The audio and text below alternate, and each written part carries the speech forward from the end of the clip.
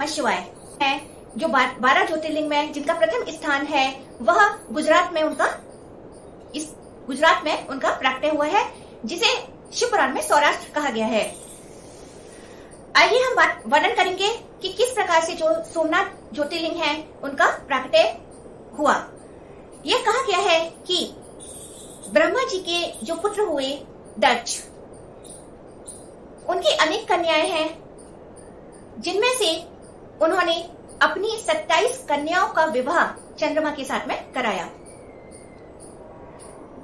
चंद्रमा की जो 27 जो पत्नियां हैं, उनमें से जो चंद्रमा है वह सबसे अधिक जो उनका रुझान था वह रोहिणी के साथ में था।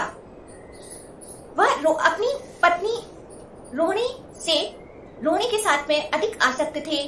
उनका प्रेम रोहिणी के साथ में अधिक था अपनी बाकी पत्नियों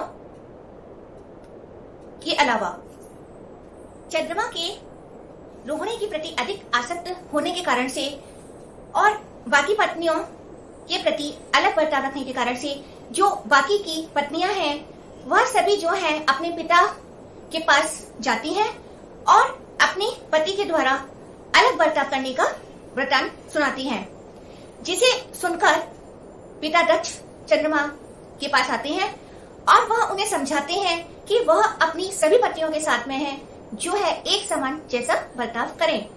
वह सिर्फ एक ही को अधिक प्रेम करते हैं और दूसरों के साथ में वह समान बर्ताव नहीं करते हैं। वह कहते हैं कि यह उनके लिए सही नहीं है।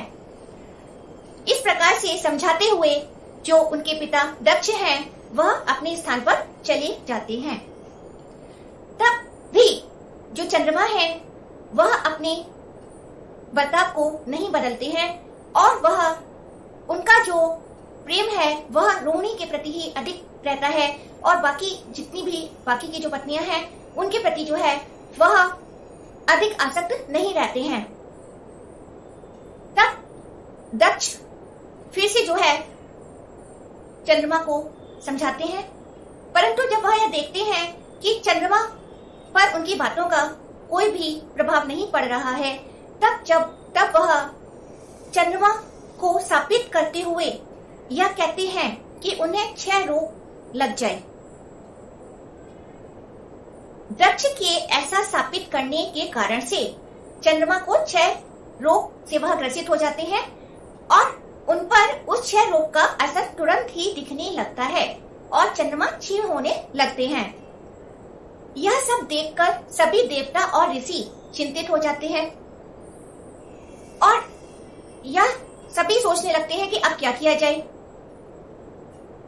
देवता भी सभी से निवेदन करते हैं कि वह उनके इस क्षीण होने की समस्या को कैसे भी दूर करें। तब सभी देव ब्रह्मा जी के समक्ष पहुंचते हैं और सब चंद्रमा की समस्या को बताते हैं कि क्या किया जाए।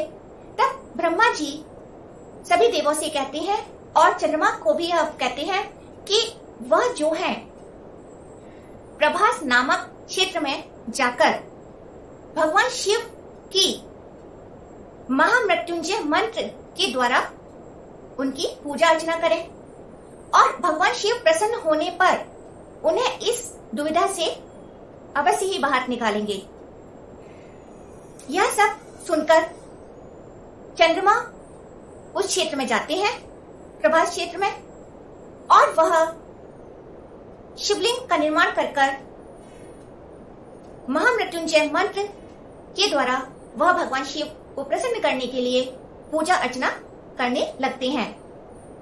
यह कहा गया है कि चंद्रमा ने 10 करोड़ महामृत्युंजय मंत्र के द्वारा पूजा अर्चना की और घोर तपस्या की, जिससे कि प्रसन्न होकर भगवान शिव वहां प्रकट होते हैं और उन्हें वर प्राप्त करने के लिए कहते हैं।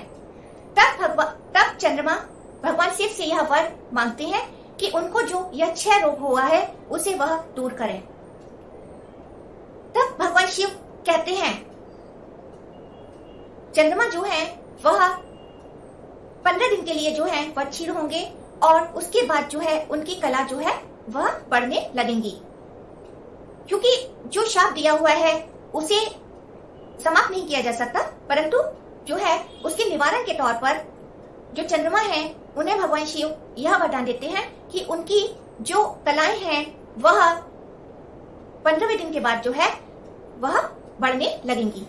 तो इस प्रकार से चंद्रमा को भगवान शिव से यह वरदान प्राप्त होता है और वहां पर चंद्रमा जो है भगवान शिव को प्रसन्न होते हुए उनकी स्तुति गान करते हैं और उस स्थान पर जहां पर चंद्रमा ने तपस्या की, प्रसन्न होने पर भगवान शिव वहां पर ज्योतिर्लिंग के रूप में सोमनाथ ज्योतिर्लिंग के रूप में वहां पर प्रकट होते हैं और सभी देवताओं की निवेदन करने पर वहां पर सभी देव जो हैं उस स्थान पर एक सरोवर भी बनाते हैं जिसे सोमकुंड कहा गया है और उस स्थान को भी, सोमकुंड को भी यह वरदान प्राप्त है कि जो भी उस सोमकुंड में स्नान करता है और सोमनाथ जी के दर्शन करता है, उस व्यक्ति के जो क्षय रोग है या कुष्ठ रोग से जो ग्रसित व्यक्ति हैं उनके ऐसी जो गंभीर समस्याएं हैं वह दूर होती हैं। तो यह एक बहुत ही महत्वपूर्ण जो कथा है, प्रसंग है, वह दिया हुआ है शिव पुराण में कि किस प्रकार से सोमनाथ ज्योतिर्लिंग का प्रादुर्भाव हुआ। तो तब से जो है जो चंद्रमा है यह वरदान प्राप्त करके भगवान शिव से वह 15 दिन के लिए जो है उनकी जो कला है वह क्षीण होती है और अमावस्या के बाद जो है चंद्रमा बढ़ने लगते हैं, उनकी कलाएं जो है बढ़ने लगती हैं और पूर्णिमा तक जो है जो रहती है और उसके बाद फिर से जो है वह क्षीण रहती है। तो इस प्रकार से जो है चंद्रमा जी को जो शाप मिला दक्ष से वह इस प्रकार से समाप्त होता है और यह वरदान प्राप्त करने के बाद जो है चंद्रमा वापस से अपने स्थान पर जाकर वह सभी पत्नियों के साथ में समान व्यवहार करने लगते हैं। तो यहाँ पर हमने जाना कि किस प्रकार से जो है सोमनाथ ज्योतिर्लिंग का प्रादुर्भाव हुआ। भगवान शिव के 12 ज्योतिर्लिंग में से दूसरे ज्योतिर्लिंग मल्लिका अर्जुन के बारे में आइए सुनते हैं क्या लिखा है शिव पुराण में द्वितीय ज्योतिर्लिंग मल्लिका अर्जुन के बारे में। यह पहले भी रुद्र संहिता में इसका वर्णन हो चुका है, गणेश लीला में, कि किस प्रकार से जो है मल्लिका अर्जुन ज्योतिर्लिंग स्थापित हुए।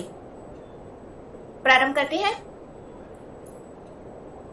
जब भगवान शिव और पार्वती जी के दोनों ही पुत्र गणेश जी और कुमार कार्तिकेय जब विवाह योग्य हो जाते हैं तब भगवान शिव और पार्वती जी यह सोचते हैं कि उनका विवाह किस प्रकार से किया जाए, उनके विवाह के लिए सोचने लगते हैं।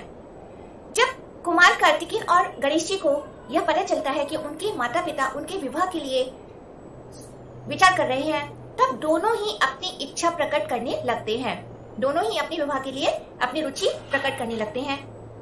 तब यह देखकर माता पिता शिव पार्वती जी ने दोनों के लिए यह शर्त रखी कि जो संपूर्ण पृथ्वी की परिक्रमा सबसे पहले करके लौटेगा उसका विवाह पहले होगा।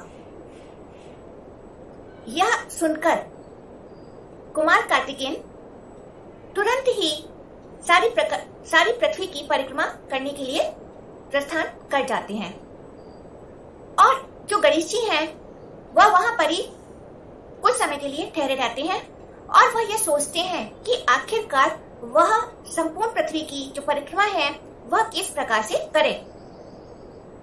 वह सोच विचारते हैं कि पूरी पृथ्वी की जो परिक्रमा है वह तो उनसे होगी नहीं और फिर वह जो गणेश जी हैं कुछ सोच विचार कर वह स्नान करते हैं और उसके पश्चात 2 आसन लाते हैं और उन आसनों को रखकर वह शिव पार्वती जी से यह निवेदन करते हैं कि वह उन दोनों आसनों पर स्थान ग्रहण करें।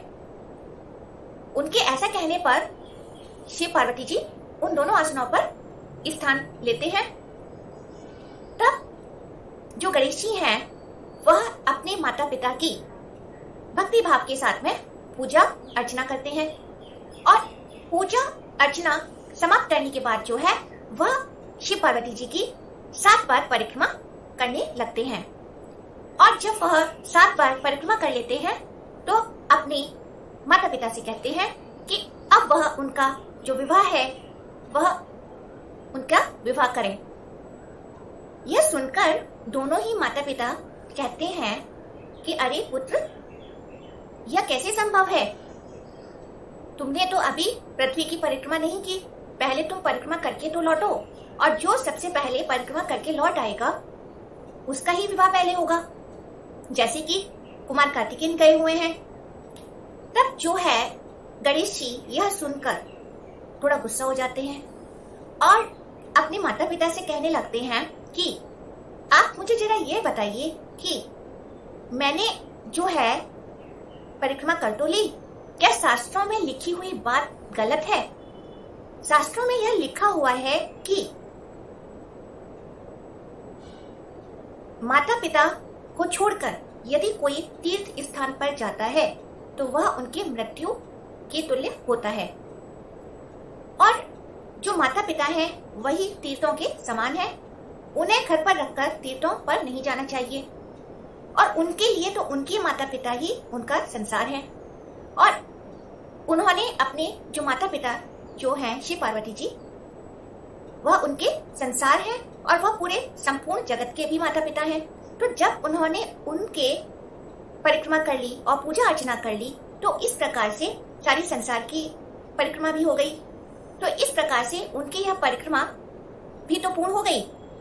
यह सब सुनकर जो माता पिता हैं वह बड़े आश्चर्यचकित होते हैं। शिव पार्वती जी को बड़ा आश्चर्य होता है और फिर वह कुछ सोच कर कहते हैं कि हाँ पुत्र, जो तुमने कहा है वह सत्य है। और इसके पश्चात सभी देव भी वहां पर आ जाते हैं, और जब वह गणेश जी की यह युक्ति देखते हैं, उनकी सूझबूझ के साथ में देखते हैं कि किस प्रकार से उन्होंने अपने माता पिता की परिक्रमा लगाकर ही पृथ्वी की परिक्रमा के बराबर पूर्ण कर ली है अपनी परिक्रमा, तब सभी लोग उनकी युक्ति से प्रसन्न होते हैं और उनकी जय जयकार करने लगते हैं। और उनके माता पिता शिव पार्वती जी कहते हैं कि उनका विवाह पहले किया जाएगा, क्योंकि उन्होंने अपनी परिक्रमा पूरी कर ली है, कि जो शास्त्रों में लिखी हुई बात है वह सत्य है। तो इस प्रकार से जो है गणेश जी का जो विवाह है वह पहले होता है। वहां पर जो सिद्धि और बुद्धि के जो पिता हैं वह वहां पर आ जाते हैं और वह अपनी दोनों पुत्रियों का विवाह जो है गणेश जी के साथ में कर देते हैं। तो इस प्रकार से जो है वहां गणेश जी का विवाह संपन्न होता है, और 1 साल की में ही गणेश जी के जो हैं दोनों पत्नियों से पुत्र प्राप्ति होती है, लाभ और क्षेम। और इसके पश्चात जो कुमार कार्तिकेय है वह पूरी पृथ्वी की परिक्रमा करके लौटते हैं, और तब उन्हें नारद जी द्वारा यह बात पता चलती है कि जो किस प्रकार से जो है गणेश जी का जो विवाह है वह पहले हो चुका है। और जब वह यह सुनते हैं तब उन्हें दुख होता है और वह दुख से ग्रसित हुए वह वापस से जो है कौंच पर्वत की तरफ चले जाते हैं। जब शिव पार्वती जी को यह पता चलता है कि कुमार कार्तिकेय जो है वह दुखी हुए जो है वह वापस लौट गए हैं, तब उन्हें लेने के अभिप्राय से जो है वह दोनों ही शिव पार्वती जी कौंच पर्वत पर जाते हैं, परंतु कुमार कार्तिकेय वापस आने से मना कर देते हैं और वह वहां पर ही रहने का निश्चय करते हैं।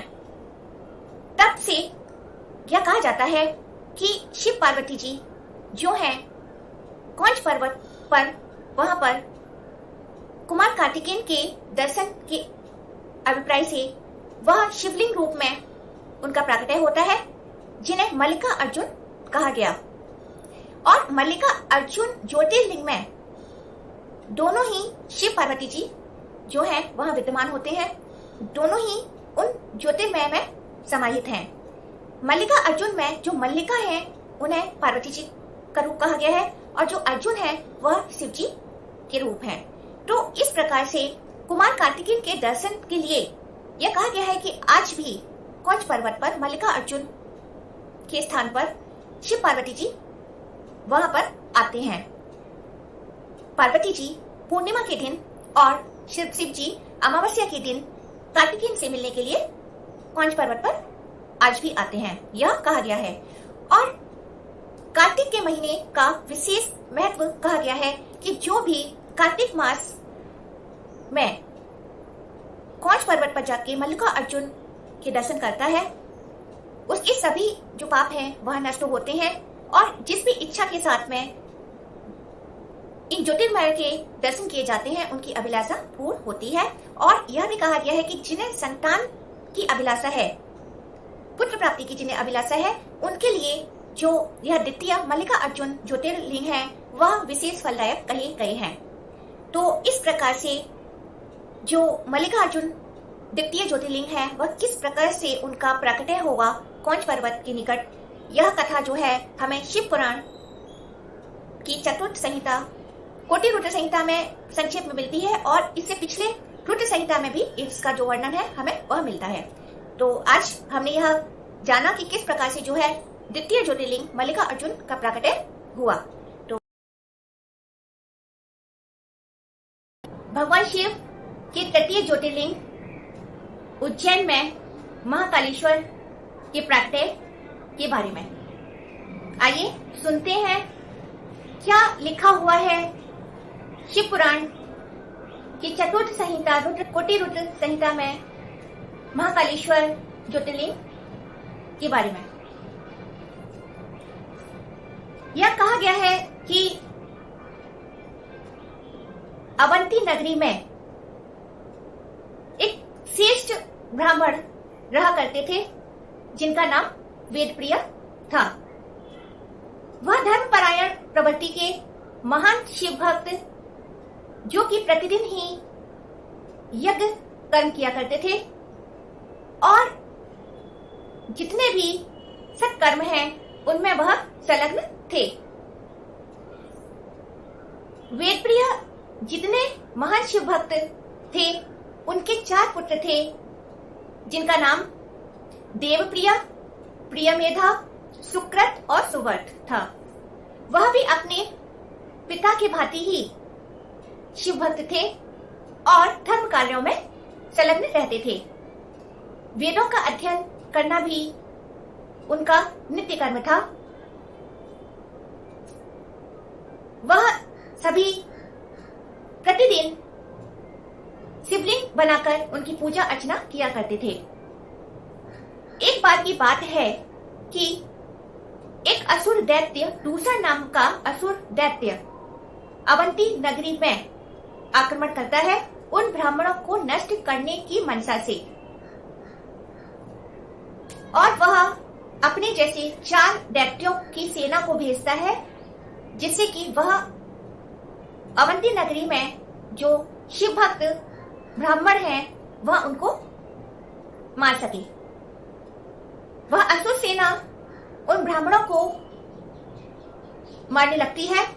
तभी जो वेदप्रिय जो शिव भक्त हैं और उनके जो पुत्र हैं वह सभी ब्राह्मणों को यह ढांढस बनाते हुए कहते हैं कि भगवान शिव उनकी रक्षा करेंगे और वह सभी जो है इस परिस्थिति का डटकर सामना करें और उन्हें विचलित नहीं होना चाहिए। यह कहते हुए जो सभी ब्राह्मण हैं वह मिट्टी की जो निर्मित शिवलिंग है उनकी वह पूजा अर्चना करते हैं और शिव जी के ध्यान में मग्न रहते हैं। तभी जो है जो जैसे ही वह असुर सेना उन ब्राह्मणों के ऊपर मारने की इच्छा से आक्रमण करते हैं, तभी उन ब्राह्मणों के द्वारा बनाई हुई पार्थिव शिवलिंग में से आवाज आती है और वहां एक गड्ढा बन जाता है और वहां साक्षात भगवान शिव प्रकट होते हैं और वह कहते हैं कि मैं महाकाल हूं, और वह उन दैत्यों को मारने लगते हैं। भगवान शिव जो वह प्रकट हुए हैं महाकाल रूप में, वह अपनी हुंकार मात्र से उन सभी दैत्यों को मार गिराते हैं और दूसरा दैत्य को भी मार देते हैं। वह दूसरा दैत्य जो कि ब्रह्मा जी के वरदान पाकर जिसे बल प्राप्त हुआ था, उसकी भी जो मृत्यु है वह भस्म हो जाता है महाकाल स्वरूप में प्रकट हुए भगवान शिव के द्वारा, और सभी प्रसन्न होते हैं। इसके पश्चात भगवान शिव उन सभी ब्राह्मणों से कहते हैं कि वह कोई वर प्राप्त करें। तब सभी ब्राह्मण यह कहते हैं भगवान शिव से कि उन सभी को मृत्यु के पश्चात मोक्ष प्राप्त हो और भगवान शिव इस स्थान पर सदा के लिए ही यहाँ पर विद्यमान रहे। तब जो है भगवान शिव प्रसन्न होते हुए उन सभी ब्राह्मणों को मोक्ष प्राप्ति का वर देते हैं और जहाँ पर पार्थिव शिवलिंग के स्थान पर जहाँ भगवान शिव प्रकट हुए थे महाकाल अवतार के रूप में, वह सदा ही रहने का वह उन्हें वरदान देते हैं। तो इस प्रकार से वह उस पार्थिव शिवलिंग जहाँ गड्ढा हुआ वहाँ पर भगवान शिव वहाँ समा जाते हैं और वहाँ पर महाकालेश्वर ज्योतिर्लिंग का जो है उद्गम होता है। तो इस प्रकार से आज के हमने इस महात्म्य में यह बात जानी कि किस प्रकार से जो है वेदप्रिय नामक ब्राह्मण जो महाशिव भक्त हैं उनकी पूजा अर्चना के द्वारा जो है उज्जैनी नगरी, जिसे पहले अवंती नगरी कहा गया है, वहां पर महाकाल का उद्गम हुआ। भगवान शिव के चतुर्थ ज्योतिर्लिंग ओंकार में स्थित ओंकारेश्वर ज्योतिर्मय के बारे में आइए सुनते हैं क्या लिखा हुआ है शिव पुराण की चतुर्थ संहिता कोटि रुद्र संहिता में कि किस प्रकार से जो है ओंकारेश्वर परमेश्वर शिवलिंग स्थापित हुए। यह कहा गया है कि एक बार नारद मुनि गोकर्ण क्षेत्र में गोकर्ण शिव स्वरूप को देखने के लिए और दर्शन के अभिप्राय से वहां आते हैं और वहां पर भगवान शिव की पूजा अर्चना करने लगते हैं और उनकी सेवा करते हैं। यह जो गोकर्ण जो शिव क्षेत्र है वह हमने पिछले वीडियो में जो महाकालेश्वर शिवलिंग का जो प्राकट्य हुआ है वहां पर एक कथा भी दी हुई है महाकालेश्वर महात्म्य के बारे में, जहां पर एक 5 वर्षीय जो बालक है गोप बालक वह भगवान शिव की पूजा अर्चना करता है और जिस बालक का नाम गोकर्ण है और भगवान शिव की कृपा से उस बालक का आशय है वह जो है भगवान शिव की कृपा से वह एक भव्य भवन और शिवालय में बदल जाता है। यह हमने पिछले वीडियो में महाकालेश्वर महात्म्य किए में सुना। तो यहाँ पर जो है नारद मुनि वहां पर आते हैं भगवान शिव की सेवा अर्चना करने के लिए। उसके पश्चात वह विंध्य पर्वत पर जाते हैं। नारद मुनि के विंध्य पर्वत पर पहुंचने पर जो विंध्याचल श्रेष्ठ पर्वत हैं वह नारद मुनि से उनका आदर सत्कार करते हैं और उनसे कहते हैं कि यहाँ उन्हें कोई भी कमी नहीं है, उनके पास सभी चीजें हैं और वह सभी सुखों से परिपूर्ण हैं। नारद मुनि जब विंध्य पर्वत का यह अहंकार युक्त भाव देखते हैं तब उस अहंकार को गर्वित करने के कारण से नारद मुनि जी कहते हैं गिरिराज विंध्य जी से कि आपके जो पर्वत हैं वह मेरू पर्वत से श्रेष्ठ नहीं है। जो मेरू पर्वत हैं उनकी जो शिखा है वह देवताओं के लोक तक पहुंचती है और मुझे नहीं लगता कि आपके जो विंध्य पर्वत हैं उनकी शिखा वहां तक पहुंच सकती है। और ऐसा कहकर नारद मुनि वहां से चले जाते हैं। नारद मुनि की यह बात सुनकर विंध्य पर्वत पर प्रभाव पड़ता है और वह सोचने लगते हैं कि उनको धिक्कार है और वह भगवान शिव की तपस्या करने का विचार बनाते हैं।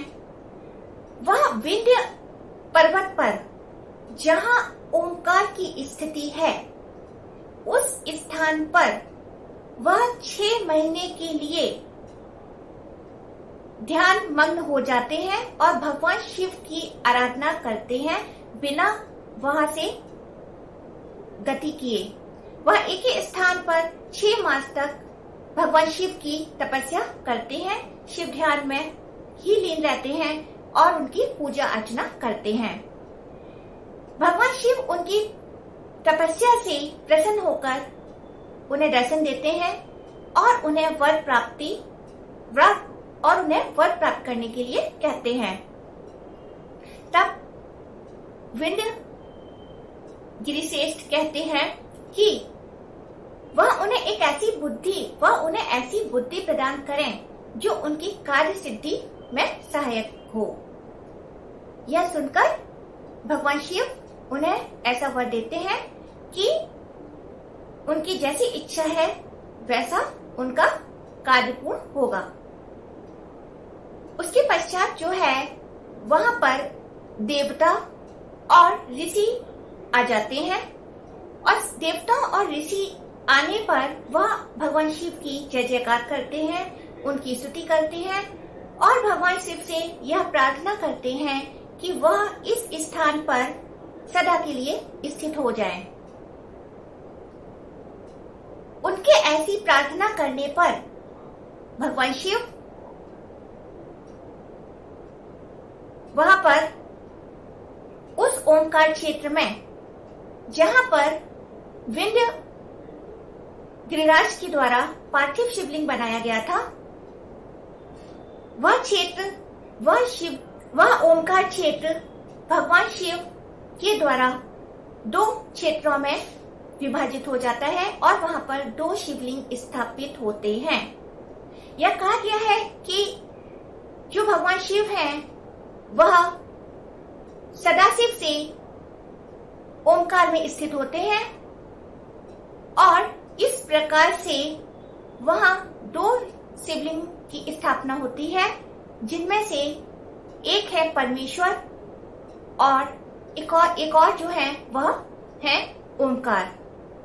और इनमें से जो परमेश्वर शिवलिंग है उन्हें अमलेश्वर भी कहा गया है।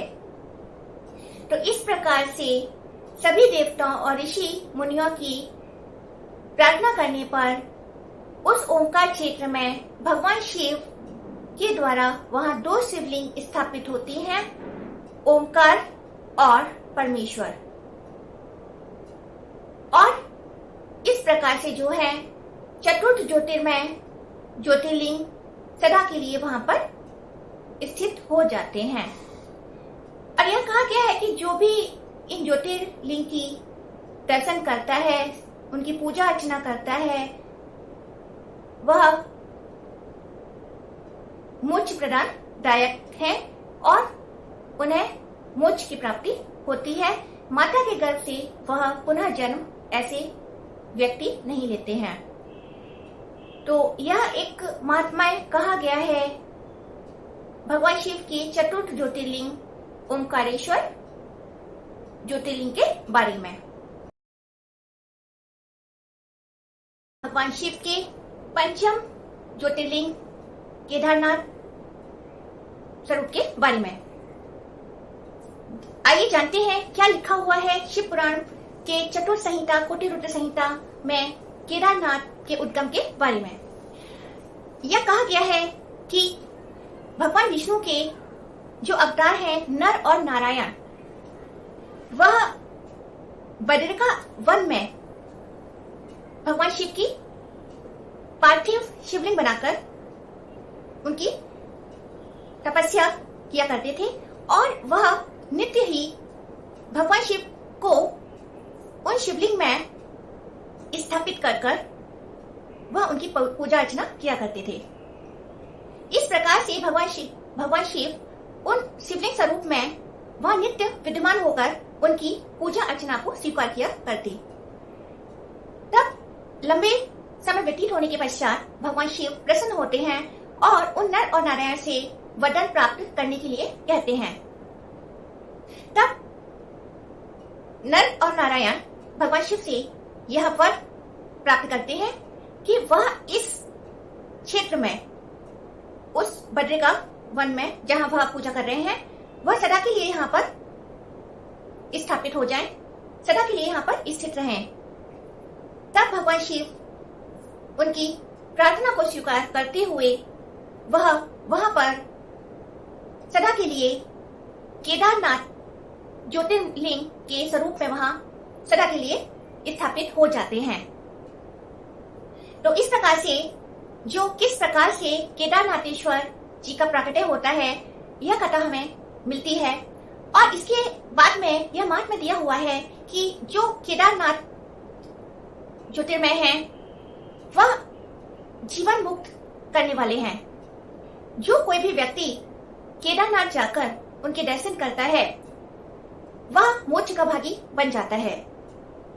और यह भी कहा गया है कि यदि किसी व्यक्ति की मृत्यु हो जाती है केदारनाथ जाते वक्त, उससे पहले ही यदि कोई व्यक्ति मृत्यु को प्राप्त हो जाता है तब भी इसमें कोई संशय नहीं है कि वह मोक्ष को प्राप्त करता है। यह कहा गया है कि भगवान शिव वहां साक्षात स्वरूप में वहां स्थित रहते हैं।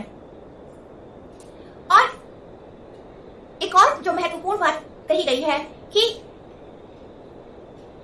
वह केदारनाथ शिवलिंग पर यदि कोई कड़ा जो शिव जी के निकट अर्पित करता है वह भी काफी पुण्यदायक कहा गया है। और वहां का जल ग्रहण करना भी अति जो है उत्तम फलदायक कहा गया है। तो यह सारी जो बातें हैं वह हमें मिलती हैं शिव पुराण की कोटिरुद्र संहिता से। तो यह महात्म्य हमने सुना कि किस प्रकार से जो है केदारनाथ ज्योतिर्मय का प्राकट्य हुआ और उनकी जो महिमा है। जो केदारनाथेश्वर दर्शन को काफी पापनाशक कहा गया है, उन्हें जीवन मुक्त करने वाला कहा गया है। तो इस प्रकार से जो है एक उत्तम फल प्रदान करने वाले हैं पंचम ज्योतिर्लिंग केदारनाथ के दर्शन, जो कि हिमालय पर्वत पर जो कि स्थापित हैं। भगवान शिव के छठे ज्योतिर्लिंग भीमशंकर महादेव के बारे में आइए जानते हैं क्या लिखा हुआ है शिव पुराण की चतुर्थ संहिता कोटिरुद्र संहिता में भीमशंकर महादेव के प्राकट्य के बारे में। किस प्रकार से ज्योतिर्लिंग स्थापित हुए। यह कहा गया है कि एक महान पराक्रमी जो धर्म विरुद्ध राक्षस हुए जिनका नाम भीम था, वह भीम सरहा पर्वत पर अपनी माता के साथ रहा करते थे। और एक बार उन्होंने अपनी माता से यह प्रश्न किया कि माता, हे माँ, मेरे पिता कौन है और तुम यहाँ अकेले क्यों रहती हो। यह सुनकर जो उनकी माता है उनका नाम है कर्कटी, जिनके यह पुत्र है दैत्यराज भीम। माता कहती है कि जो भीम है उनका पुत्र वह रावण के छोटे भाई कुंभकर्ण का पुत्र है। और वह कहती है कि उनके पिता का नाम कर्कट था और माँ का नाम पुष्कसी। उनके पति का नाम विराट था, जो कि राम जी के द्वारा ही मारे गए। और अपने पति विराट के मारे जाने के पश्चात वह अपने माता पिता के पास रहती थी।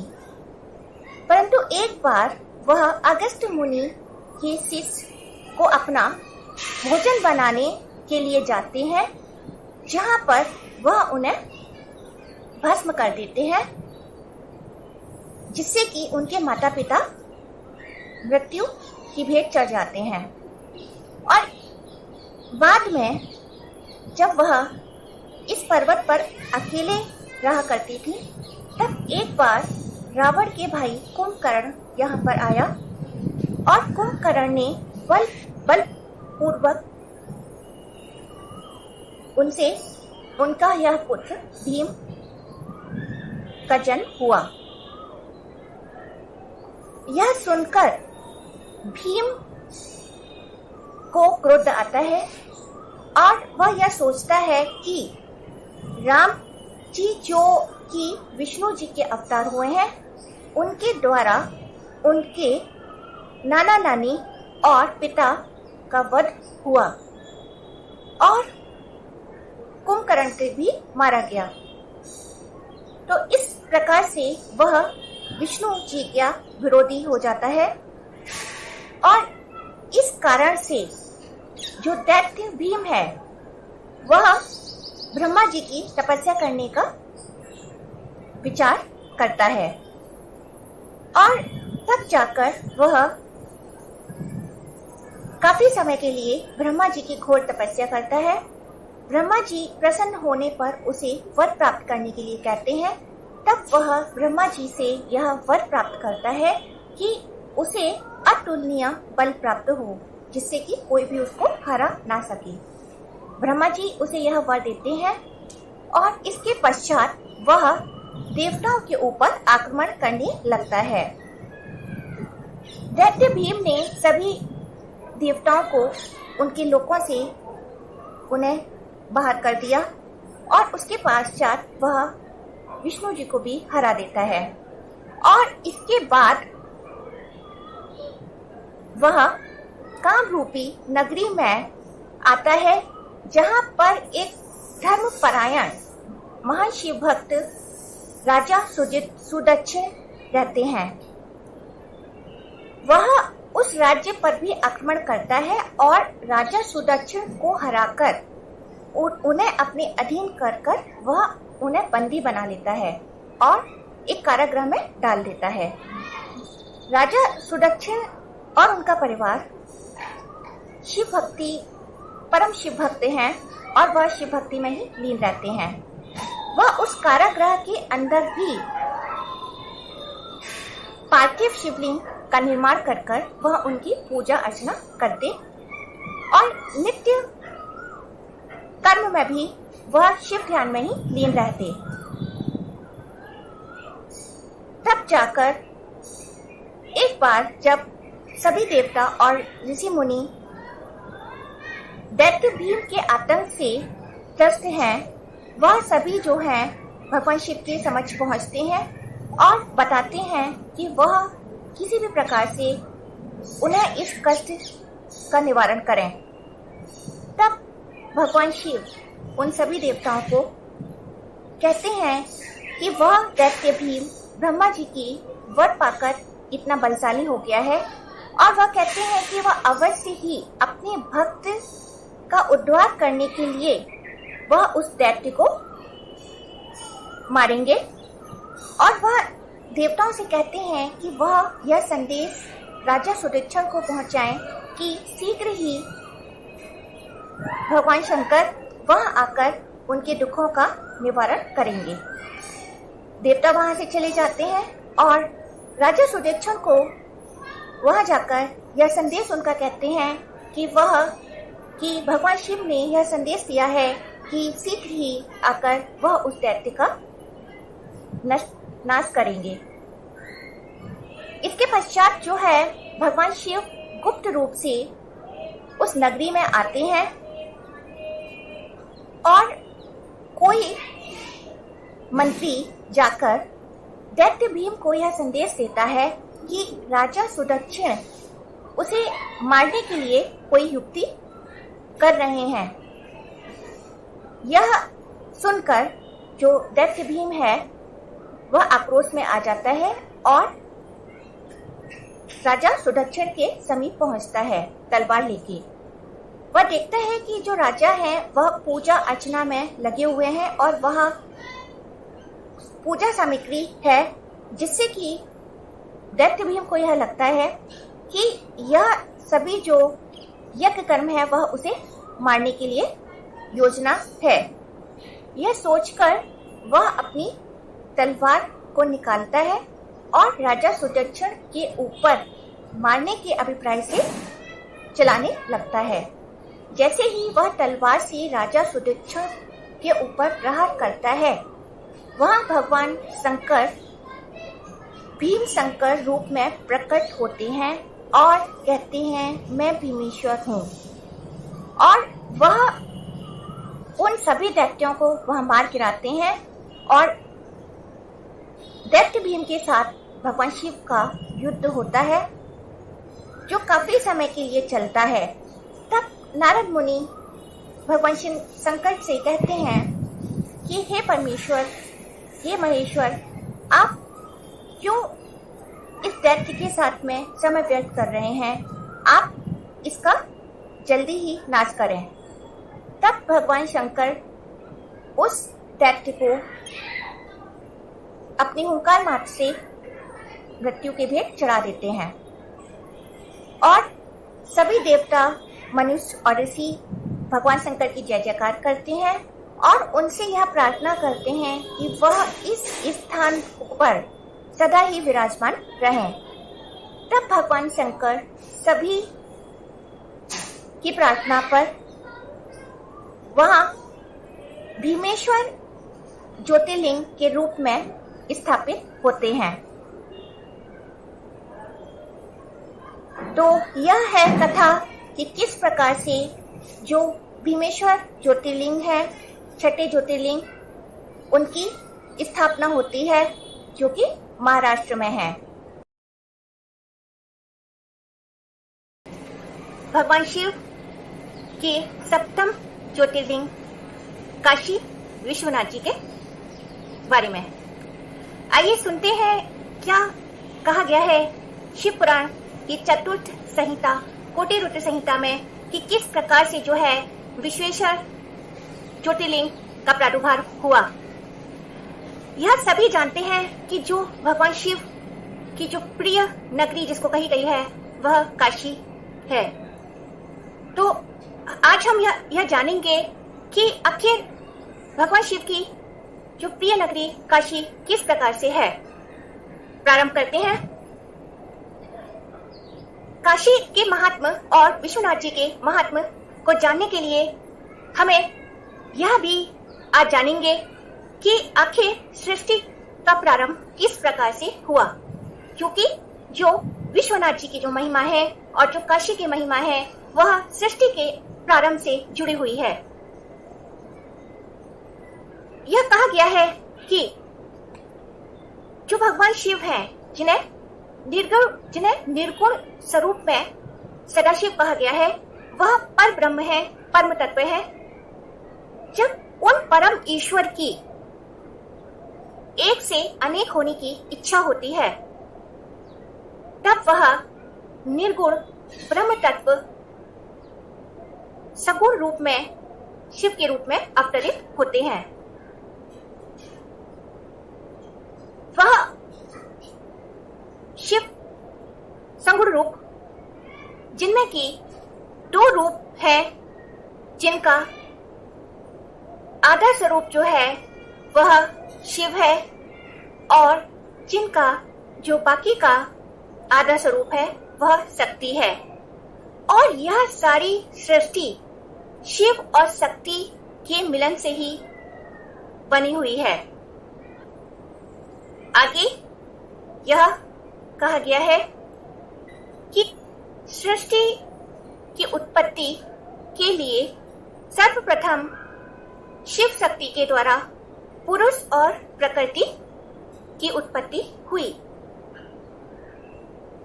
जिसमें कि जो पुरुष है वह भगवान विष्णु है और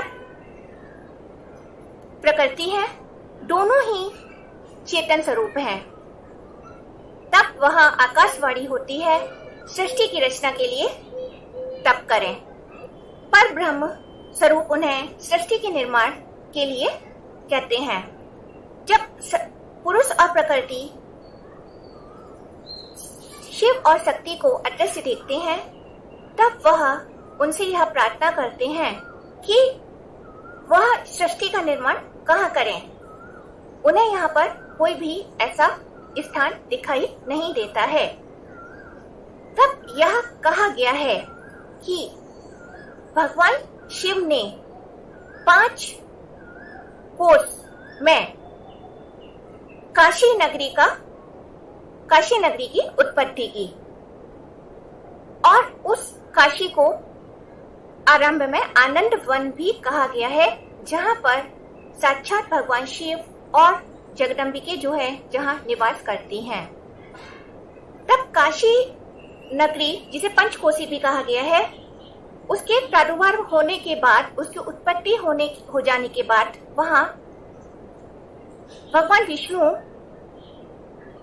तप करते हैं और उनके अनेक वर्षों तक तप करने के कारण से उनके शरीर से परेत बूंदें उनके शरीर से निकलने लगती हैं, जिनसे कि सारा जो पंचकोशी है और सभी जो है वहां जलाशय हो जाता है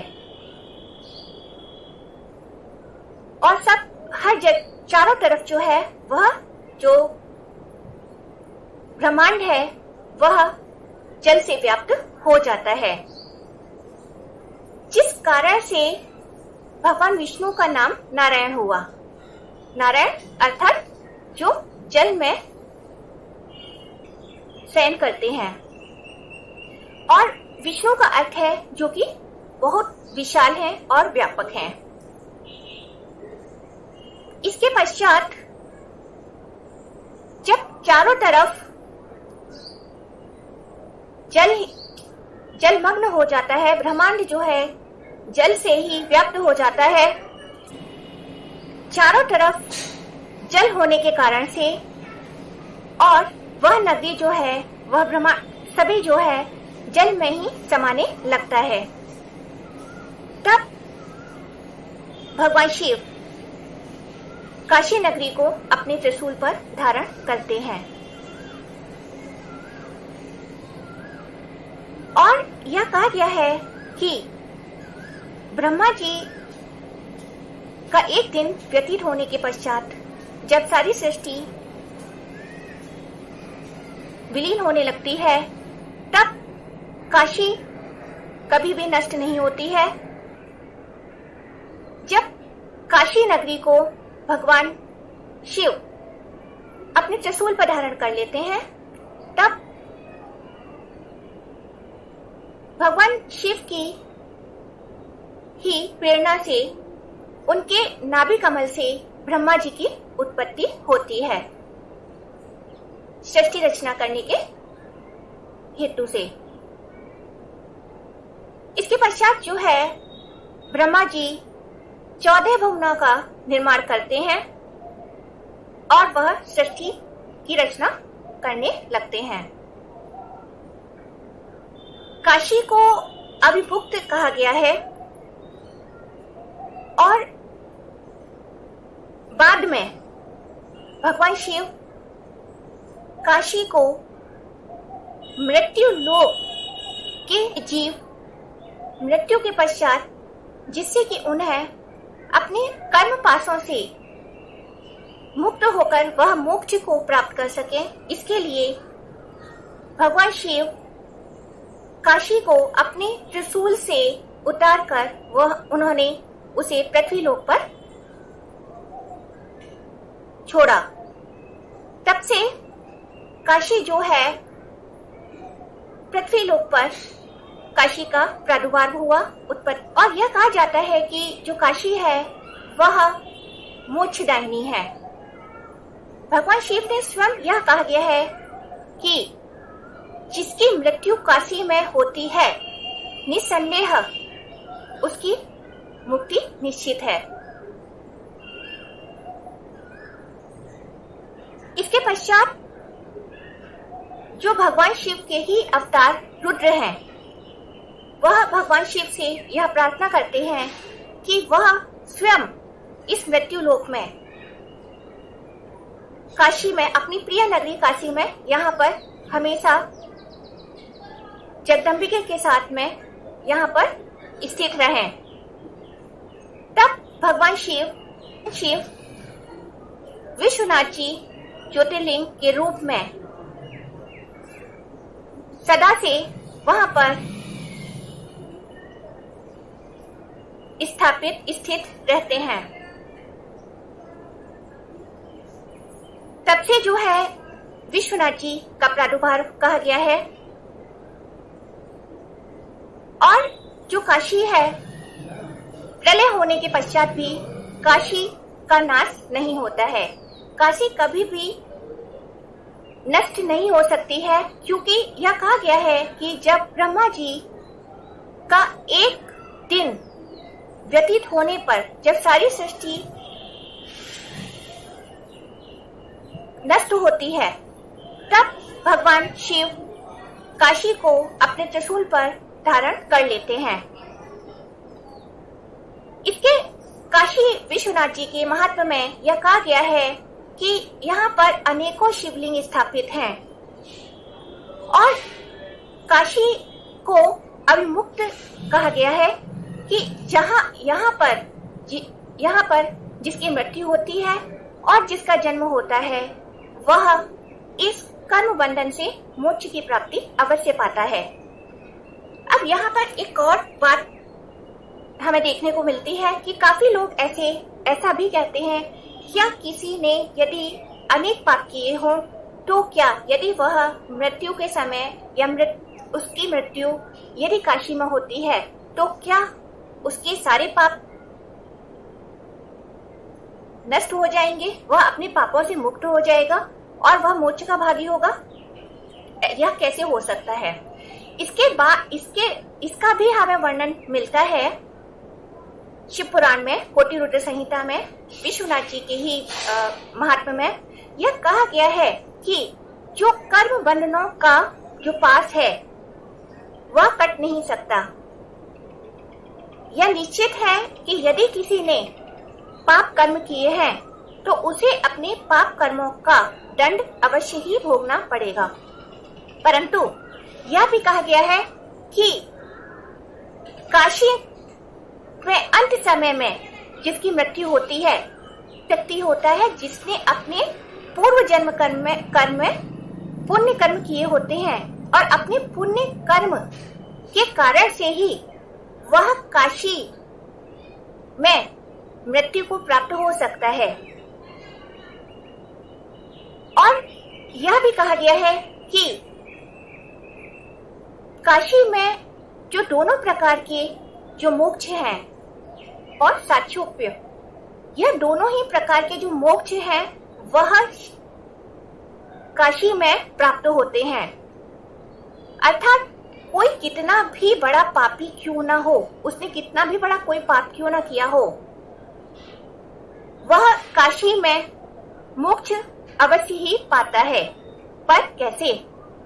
यह कहा गया है कि जो व्यक्ति पुण्य का भागी होता है या जो धर्म के आचरण का व्यक्ति होता है, वह तुरंत ही मोक्ष को प्राप्त होता है। परंतु वह व्यक्ति जिसने पाप कर्म किए होते हैं, वह पहले अपने पापों को भोगता है मृत्यु के पश्चात और फिर उसे मोक्ष प्राप्त होता है। कर्मों के कर्षण होने के कारण से ही इन्हें काशी नाम पड़ा है।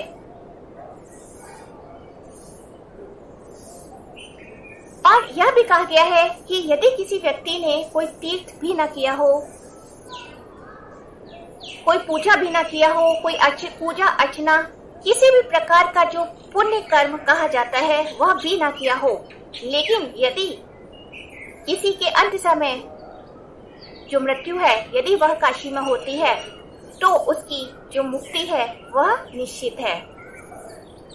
तो काशी भगवान शिव की अत्यंत ही प्रिय नगरी है और भगवान शिव शिवा देवी से यह स्वयं कहते हैं कि उन्हें यह नगरी परम प्रिय है और निसंदेह ही जो व्यक्ति वहां पर निवास करता है और जिसकी मृत्यु वहां होती है उसको मोक्ष का भागी अवश्य ही होता है।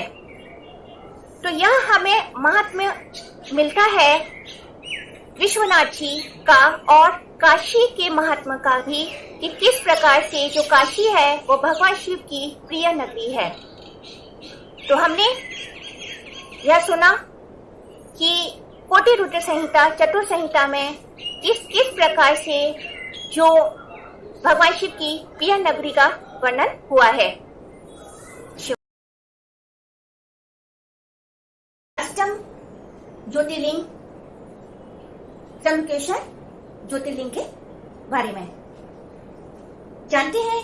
क्या कहा गया है शिव पुराण की चतुर्थ संहिता कोटि रुद्र संहिता में कि किस प्रकार से जो है त्र्यंबकेश्वर जो ज्योतिर्लिंग है उनका प्रादुर्भाव हुआ। आरंभ करते हैं।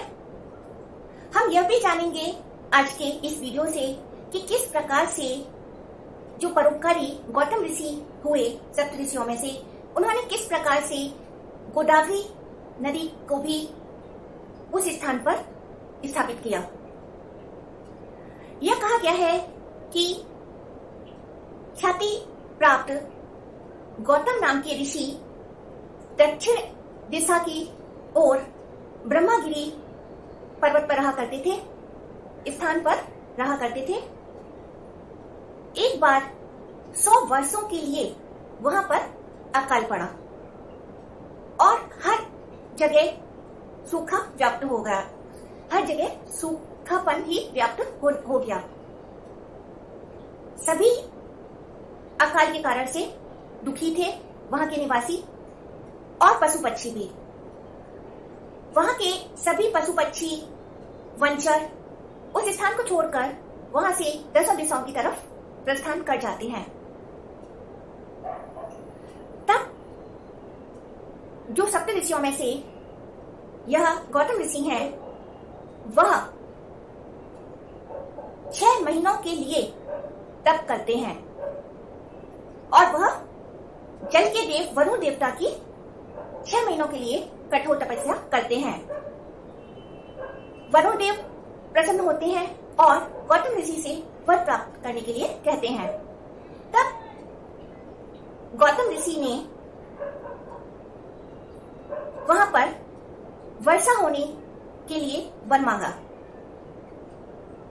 तब वरुण देव कहते हैं कि यह देवताओं के विरुद्ध कार्य है और इसलिए वह वर्षा न कर गौतम ऋषि को अक्षय जल का वरदान देते हैं। वह गौतम ऋषि से कहते हैं कि वह पृथ्वी पर एक गड्ढा बनाए। तब जाकर जो गौतम ऋषि हैं वह पृथ्वी में अपने एक हाथ के लगभग गड्ढा करते हैं और वहां जो गड्ढा गौतम ऋषि के द्वारा बनाया गया है उसमें वरुण देव अक्षय जल वहां भरते हैं, प्रदान करते हैं। वह गड्ढा अक्षय जल से भर जाता है और वरुण देव यह कहते हैं कि यह जल, अक्षय का अर्थ होता है जो जिसका क्षय ना हो, और वरुण देव गौतम ऋषि को यह वर देते हैं कि यह जो जल है वह अक्षय है और यह इसका कभी भी नाश नहीं हो सकता है। और वह वहां से वर देकर प्रस्थान कर जाते हैं। इसके पश्चात जो है गौतम ऋषि, क्योंकि वह परोपकारी ऋषि हैं, लोगों का उद्धार करना और उनमें करुणा और दया व्याप्त है, इस कारण से वह उस स्थान की चारों तरफ धन, धान और जौ आदि की फसलें बोते हैं और वहां के जल से वह वहां पर अनेक फलों के वृक्ष भी लगाते हैं, जिससे कि वह स्थान हरा भरा हो जाता है और पशु पक्षी भी वहां पर आने लगते हैं। जैसे ही अन्य ब्राह्मणों को, ऋषियों को और सभी को जैसे ही यह पता चलता है कि यहाँ पर वर्षा ना होते हुए भी यहाँ पर खुशहाली व्याप्त है, तब वहां उस स्थान पर ऋषि मुनि और अन्य लोग वहां पर अपने बाल बच्चों के साथ में और अपनी भार्याओं के साथ में वहां उस स्थान पर रहने लगते हैं। इस प्रकार से जो है गौतम ऋषि और उनकी पत्नी अहिल्या द्वारा वह अक्षय जल के द्वारा सभी का परोपकार होता है। परंतु वहां जो कुछ ब्राह्मण पत्नियां हैं, एक बार वह उस जल को लेके अहिल्या पर नाराज होती हैं और घर जाकर अपनी पतियों को उकसाते हुए कहती हैं कि वह कैसे भी उस जल पर उनका अधिकार हो और जो गौतम ऋषि और उनकी पत्नी अहिल्या हैं वह इस स्थान को कैसे भी छोड़कर जाएं। वह ब्राह्मण पत्नियां अपनी पतियों द्वारा उनका अनिष्ट करने की इच्छा से अपने पतियों को उकसाती हैं। तब जाकर जो सभी ब्राह्मण हैं वह गणेश जी की आराधना करते हैं और गणेश जी प्रसन्न होने पर जब वहां पर प्रकट होते हैं और उन लोगों से और उन सभी से जब वर प्राप्त करने को कहते हैं, तब वह सभी ब्राह्मण और ऋषि ऐसा कहते हैं कि वह कुछ ऐसा करें जिससे कि जो गौतम ऋषि हैं वह उस स्थान को छोड़कर अन्यत्र कहीं चले जाएं। यह बात सुनकर गणेश जी को आश्चर्य होता है और वह उन्हें समझाते हुए कहते हैं कि गौतम ऋषि ने उनके ऊपर परोपकार किया है और जिसने परोपकार किया हो उसके प्रति इस प्रकार का व्यवहार रखना उचित नहीं है। और वह कहते हैं कि वह अपनी स्त्रियों द्वारा मोहित है और ऐसा अनिष्ट करने की इच्छा कर रहे हैं जो कि उन्हीं के लिए ही हानिकारक होगी। और वह कहते हैं कि वह उनसे एक बात सोचने के लिए कहते हैं कि वह ऐसा ना करें और वह कोई अन्य वर मांगे। परंतु जैसा कहा जाता है कि विपरीत काले बुद्धि विनाशी, तो उसी प्रकार से क्योंकि उन सभी ऋषि और ब्राह्मणों के मन में घृणा व्याप्त थी, वह अनिष्ट करने की इच्छा से वह गणेश जी से वही वर प्राप्त करने के लिए इच्छा प्रकट करते हैं।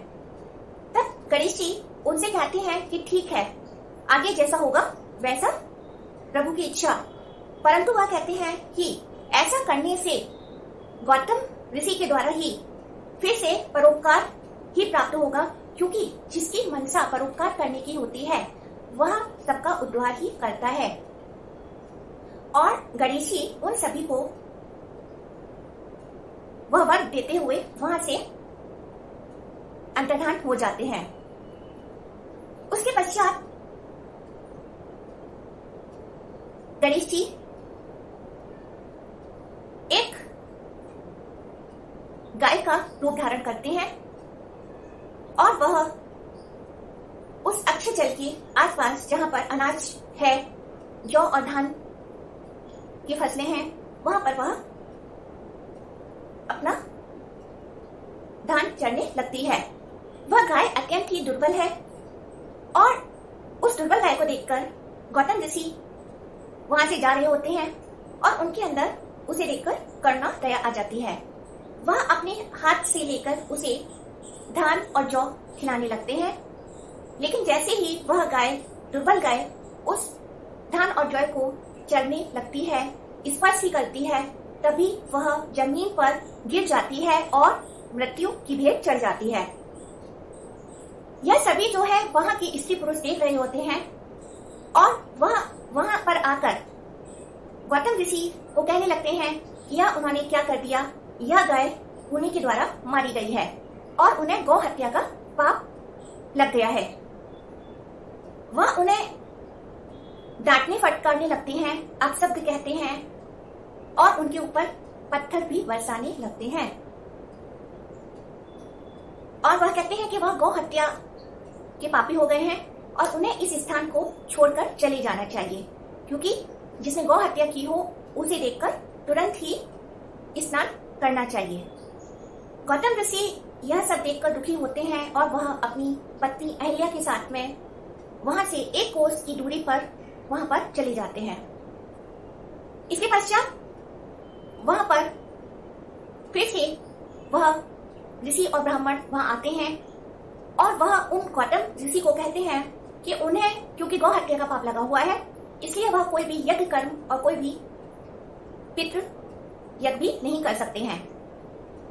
ऐसा कहने पर जो गौतम ऋषि हैं वह उन सभी से प्रार्थना करते हैं और निवेदन करते हैं कि वह इस शुद्धि का कोई उपाय बताएं। गौतम ऋषि स्वयं को ही अपराधी मानते हैं, क्योंकि उन्हें यह लगता है कि उनके द्वारा गौ हत्या का पाप उनसे हो गया है। तब वह जो ऋषि और ब्राह्मण वहां पर उपस्थित हैं, वह उन ऋषि से कहते हैं कि वह या तो इस पूरी पृथ्वी की 3 बार परिक्रमा करें और उसके पश्चात 101 बार इस गिरिराज पर्वत की परिक्रमा करें, 1 महीने का और 1 महीने का व्रत उपवास करें।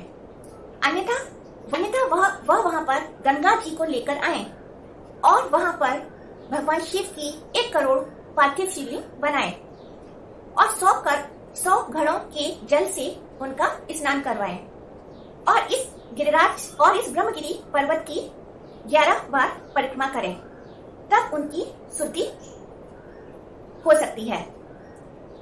यह सुनकर गौतम ऋषि कहते हैं कि वह अवश्य ही ऐसा करेंगे और वह उस पर्वत की परिक्रमा करते हैं और उसके पश्चात भगवान शिव की पार्थिव शिवलिंग का निर्माण कर वह उनकी तपस्या करने लगते हैं। भगवान शिव प्रसन्न होने पर वह प्रकट होते हैं और वह उनसे वर प्राप्त करने के लिए कहते हैं। तब गौतम ऋषि भगवान शिव से यह वरदान मांगते हैं कि वह भगवान शिव से कहते हैं कि वह निष्पाप हो जाए। तब भगवान शिव उनसे कहते हैं कि वह तो सदा से ही निष्पाप ही हैं। वह कहते हैं कि उन ऋषि और ब्राह्मणों ने उनके साथ में छल किया है और वह खुद ही पापी हैं। तब गौतम ऋषि कहते हैं कि उन्होंने किसी भी अनिष्ट के साथ में उनसे ऐसा बर्ताव किया हो, लेकिन उनके ऐसा करने से ही उन्हें आज भगवान शिव के दर्शन हो पा रहे हैं। इसलिए वह कहते हैं कि वह अत्यंत ही प्रसन्न है। वह कहते हैं कि यदि उन्होंने उनके साथ में ऐसा दुर्व्यवहार नहीं किया होता, यदि उन्होंने ऐसा नहीं किया होता, तो आज उन्हें भगवान शिव के दर्शन नहीं हो पाते। इसे वह अच्छा ही लेते हैं और उनके मन में कोई भी ऋषि और मुनियों या ब्राह्मणों के लिए कोई भी अपने अंदर देश भाव उत्पन्न नहीं होता है। तब आज यह सब देखकर भगवान शिव और भी प्रसन्न होते हैं और वह उनसे कहते हैं कि वह कोई भी वरदान प्राप्त करें। तब जो गौतम ऋषि है वह भगवान शिव से कहते हैं कि यदि वह प्रसन्न है तो वह उन्हें गंगा जी प्रदान करें। तब भगवान शिव अपने पास से जल लेते हैं और उसमें वह जल भी मिलाते हैं, गंगा जल, जो उन्हें विवाह के समय ब्रह्मा जी से मिला था, और उस जल को वह गौतम ऋषि को दे देते हैं, जिससे कि गंगा जी एक स्त्री के रूप में वहां पर उपस्थित होती हैं। तब गौतम ऋषि उन गंगा जी से नमस्कार करते हुए यह प्रार्थना करते हैं कि हे गंगे, निष्पाप गंगे, मुझे निष्पाप करिए और सदा के लिए यहाँ पर स्थित रहिए। और भगवान शिव भी गंगा जी से यह कहते हैं, भगवान शिव गंगा जी से कहते हैं कि हे गंगे, वापस न जाकर वैवस्वत मनु के 28वें कलयुग तक यहाँ पर रहो। भगवान शिव गंगा जी से कहते हैं। तब गंगा जी कहती हैं कि यदि उनका महात्म्य सभी नदियों से श्रेष्ठ हो और भगवान शिव अंबिका सहित और गणों सहित यहाँ पर स्थित रहें, तब ही वहां पर उनका प्राकट्य होगा। यह सुनकर भगवान शिव प्रसन्न होते हैं और उनसे यह वर देते उन्हें यह कहते हैं कि ऐसा ही होगा। और इसके पश्चात वहां पर सभी देवता भी वहां पर आ जाते हैं और सभी देव प्रसन्न होते हुए भगवान शिव से वहां स्थित होने के लिए प्रार्थना करते हैं और गंगा जी से भी कहते हैं कि वह यहाँ पर सदा के लिए और यहाँ के मृत्यु लोक के निवासियों की परोपकार करने के लिए यहाँ पर स्थित रहें। तब गंगा जी उन सभी देवताओं से कहती हैं कि वह स्वयं भी इस परोपकार में शामिल हों। यदि वह उन्हें श्रेष्ठ मानते हैं तब वह सभी देव उनकी सिद्धता को सिद्ध करें। यह सुनकर सभी देव कहते हैं कि जब बृहस्पति सिंह राशि पर स्थित होंगे तब सभी देवता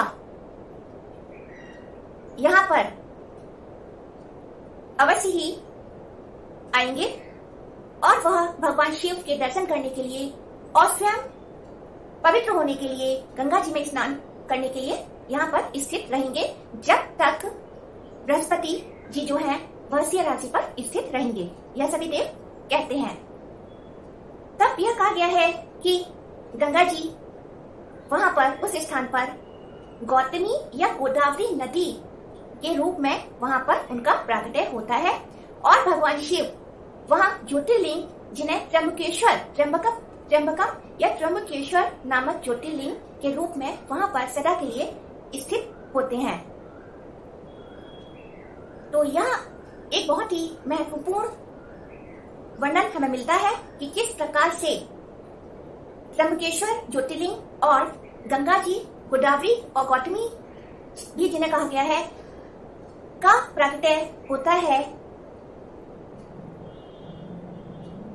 यह स्थान आज के समय में महाराष्ट्र में नासिक के समीप है और इस प्रकार से जो है गौतम ऋषि अपनी तपस्या के द्वारा फिर से जो है सभी का कल्याण करते हैं, परोपकार करते हैं और इसीलिए यह कहा भी गया है कि एक परोपकारी व्यक्ति सभी का परोपकार ही करता है।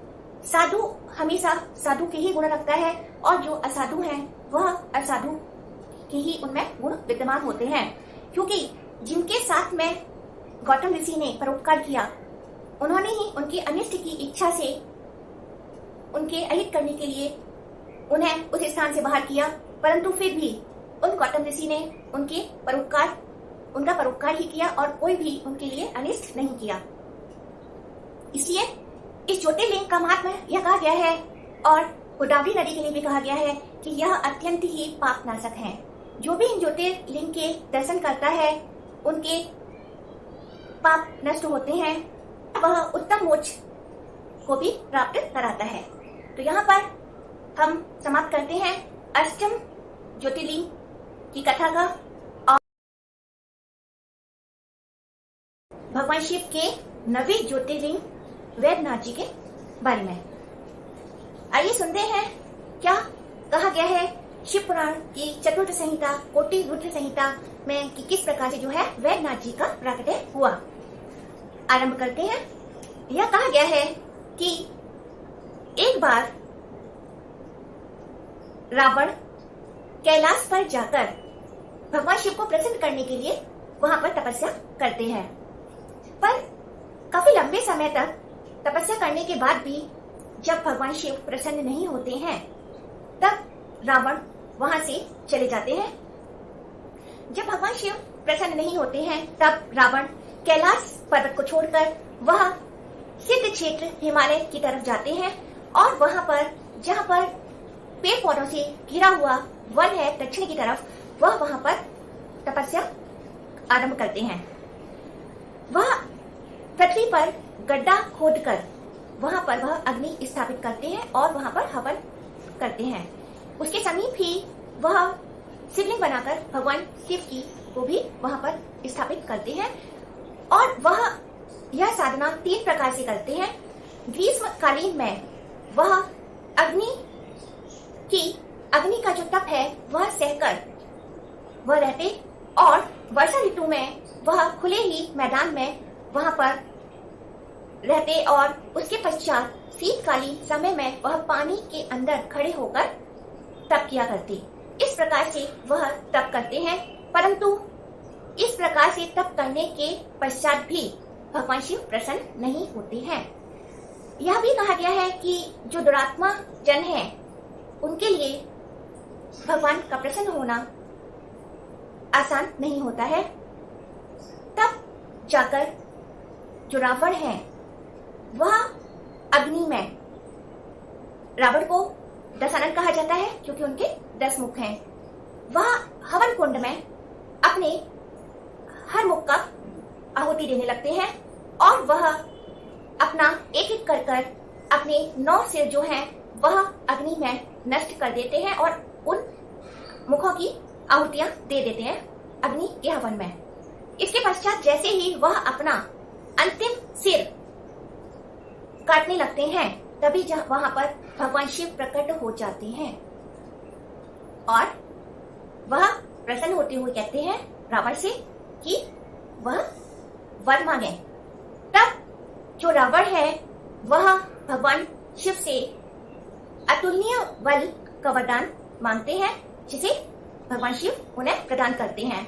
इसके पश्चात जो रावण है वह भगवान शिव से यह भी प्रार्थना करते हैं कि वह उनके साथ में लंका चले। तब भगवान शिव रावण को एक शिवलिंग देते हुए यह कहते हैं कि वह उन्हें शिवलिंग को अपने साथ में ले जाए और वह यह कहते हैं कि यदि उन्होंने उस शिवलिंग को बीच में कहीं भी यदि रख दिया तो वह वहीं पर स्थापित हो जाएंगे। तब जो है रावण भगवान शिव से वह कैलाश से वह शिवलिंग लेकर अपनी लंका की तरफ लौटने लगते हैं। तब यह कहा गया है कि बीच रास्ते में ही, जो कि भगवान शिव की ही माया है, रावण को मूत्र वेग लगता है और मूत्र इच्छा होने के कारण से, वैसे तो रावण सामर्थ्यवान है परंतु शिव माया के कारण से वह उस वेग को नहीं सह पाते हैं और वहां पर उपस्थित एक ग्वाले को प्रार्थना कर कर वह शिवलिंग देते हैं और वह वहां से मूत्र त्याग के लिए चले जाते हैं। वह ग्वाला बालक उस शिवलिंग को लेकर वहां खड़े रहते हैं। तब एक पहर बीत जाने के बाद भी जब रावण वहां पर नहीं आते हैं तब शिवलिंग के भार जो असहनीय हो जाता है ग्वाल बालक के लिए, तब वह उस शिवलिंग को वहीं पर जमीन पर रख देता है, जिसके कारण से जो शिवलिंग है वह उसी स्थान पर स्थापित हो जाते हैं। और जब रावण देखता है कि वह शिवलिंग जमीन पर स्थापित हो चुकी हैं, तब वह अपनी लंका की तरफ प्रसन्न होते हुए वहां पर चला जाता है क्योंकि रावण को अपनी इच्छा अनुसार वर प्राप्त हो चुका है। वह लंका में पहुंचकर अपनी पत्नी मंदोदरी को वह सारी जो व्याख्यान है वह बताता है।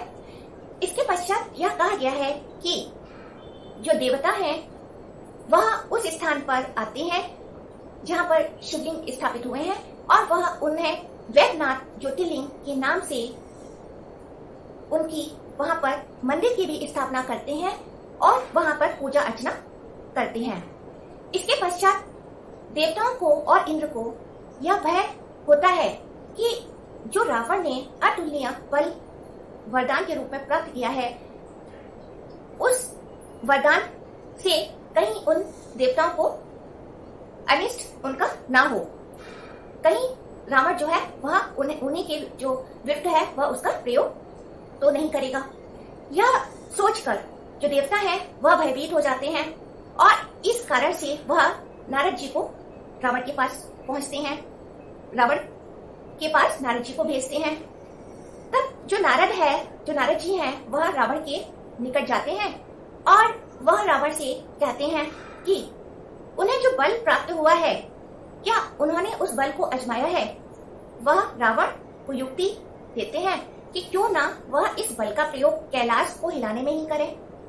यह सुनकर रावण को नारद जी की युक्ति अच्छी लगती है और वह सोचते हैं कि ऐसा ही किया जाए और वह कैलाश पर जाकर वह कैलाश पर्वत पर अपना बल आजमाते हैं और कैलाश पर्वत जो है वह वहां से उखड़ जाते हैं।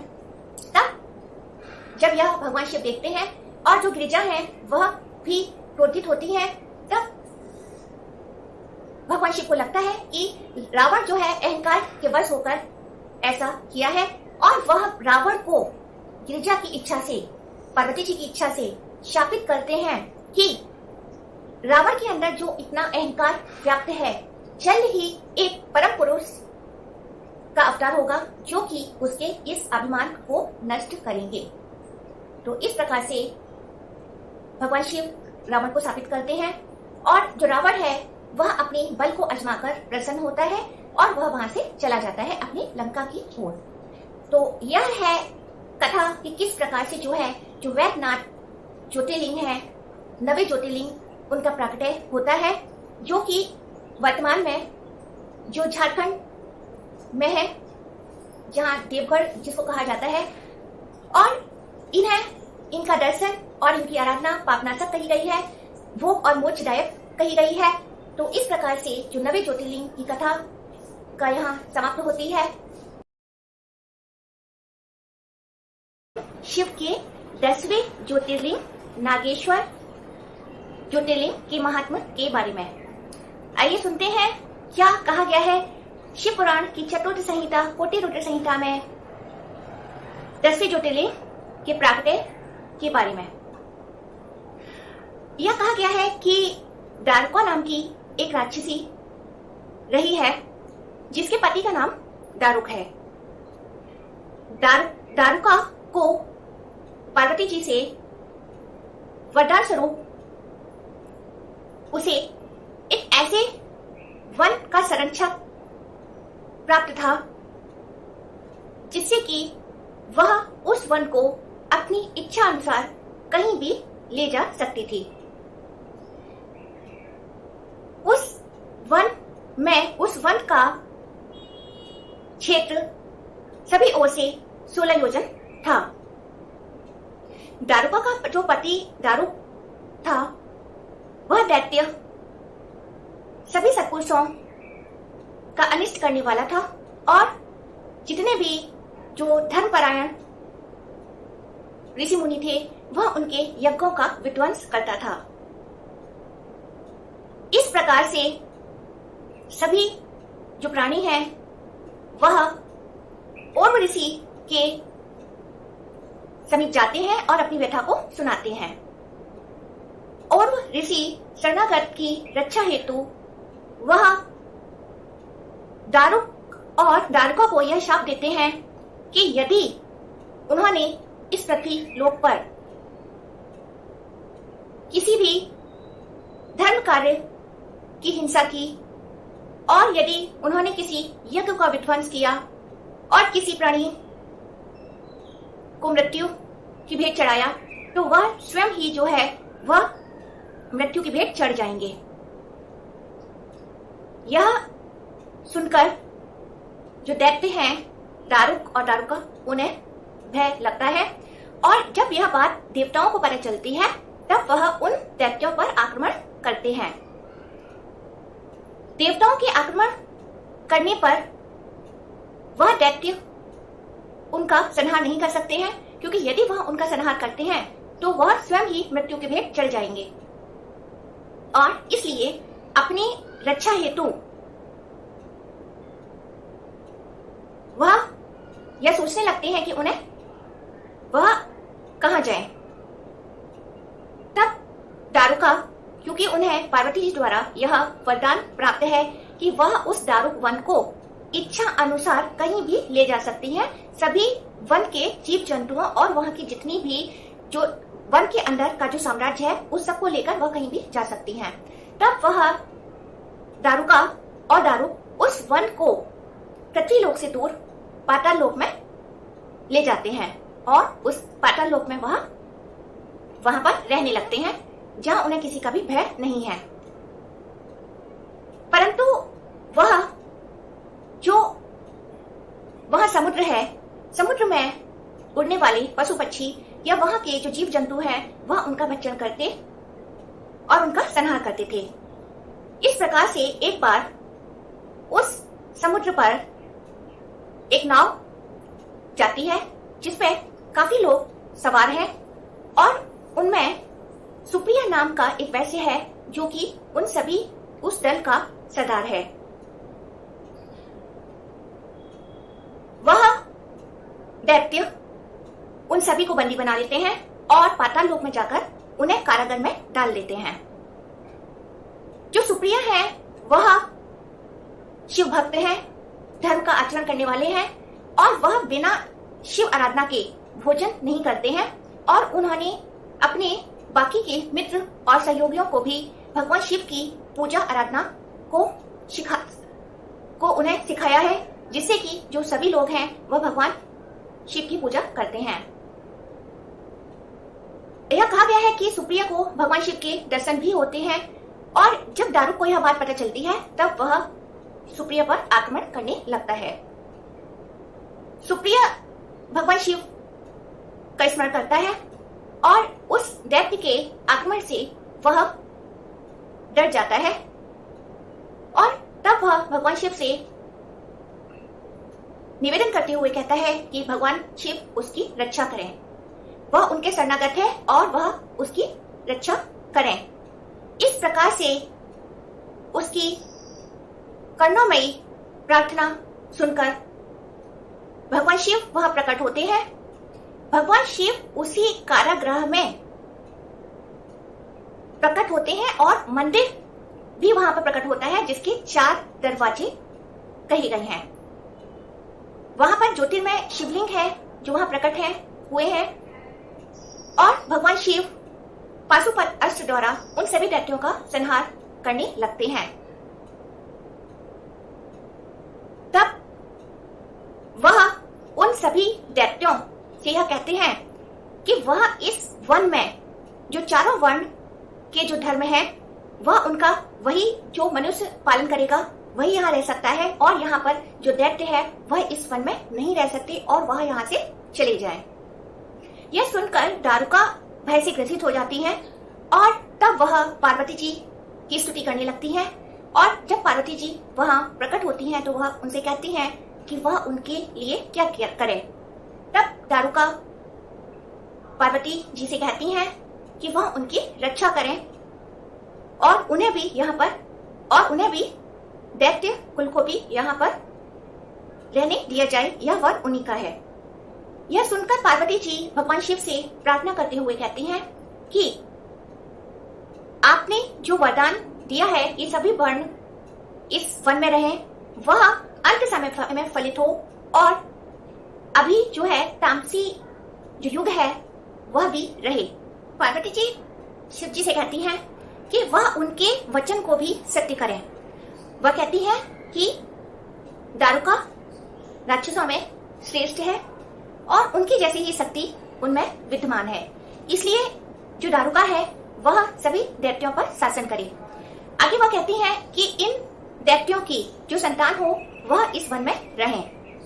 तब भगवान शिव पार्वती जी की बात को सुनकर कहते हैं कि वह स्वयं ही अपने भक्तों की प्रसन्नता के लिए इस वन में रहेंगे और वह कहते हैं कि कलयुग के अंत में और सतयुग के प्रारंभ में, युग के अंत में और सतयुग के आरंभ में महासेन के पुत्र वीरसेन उत्पन्न होंगे जो कि राजाओं के भी राजा होंगे और वह यहाँ आकर उनके दर्शन करेंगे और आगे जाकर वह चक्रवर्ती सम्राट बनेंगे।